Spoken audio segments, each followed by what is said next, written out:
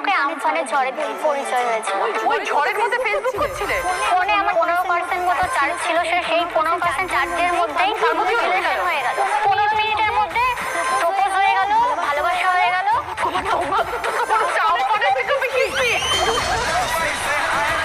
তারপর ও একটা voice message পাঠায় আমাকে। শোনার পর আমি বলছি এত কিউট ভয়েস মেসেজ পাঠিয়েছে, এত কিউট একটা ছেলে। তারপরে হচ্ছে আমি সাথে সাথে ওকে বলি তুমি আমার বিয়ে করবে? আমাকে বলে যে হ্যাঁ।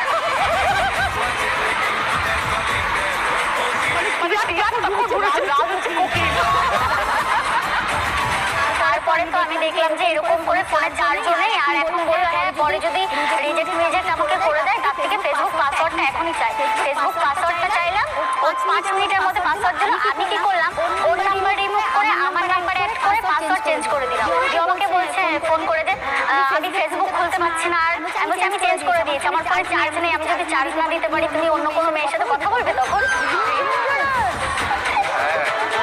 তারপরে 3 মাস পরে একসাথে পড়তে গেলাম। তো পড়তে গিয়ে প্রথম দেখলাম, ও বলছে তোমাকে সামনাসামনি দেখে আমি চিনতে পারিনি। ছবিতে একরকম সামনে কোনো একরকম। কোনটা ভালো লেগেছে? সামনেটা না ছবিটা? আমি চিনতেই পারিনি যে এটা সেই মেয়ে।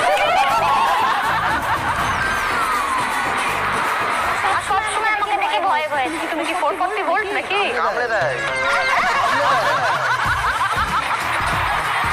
আমি বলি তুমি চুপচাপ থাকবা, ছোট মানুষ সেম বয়সে চুপচাপ থাকবা, আমি তোমাকে ঠিক করে চলাবো। এখন বড় এখন তো ছোট আছে না, ওই তো মেয়ে যদি পছন্দ করে নাই বাচ্চা ছেলে। ঠিক আছে তোমার বউয়ের কিন্তু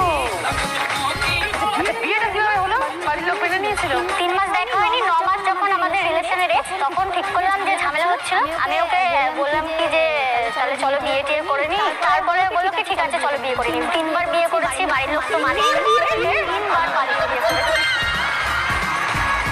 তোমার মন্দিরে করেছি প্রথমবার,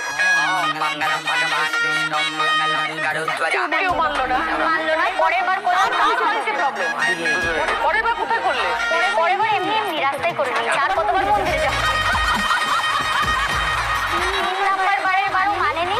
4 নাম্বার বার যখন দেখলো যে না আর হবে না, এদের যতই একটাই আবার বারবার বিয়ে করছে, লোকজন জানছে, মেনে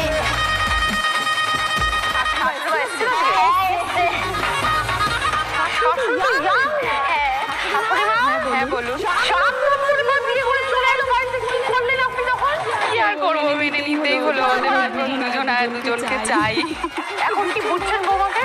বৌমা খুবই ভালো, আমার তো মেয়ে নেই, পুরো আমার মেয়ের জায়গাটা দখল করে নিয়েছে ও। আমার মন জয় করতে পেরেছে। হ্যাঁ, ভীষণ ভালো। আর দিদি হচ্ছে আমাদের একটা ইউটিউব চ্যানেল আছে রাষ্ট্রীয় অফিসিয়াল, ডেইলি ব্লগ, সারাদিন যা করি ওর সাথে যা করি। কিন্তু আমাকে তুমি মাছ দিয়ে এই যে মাছ দেওনি কেন?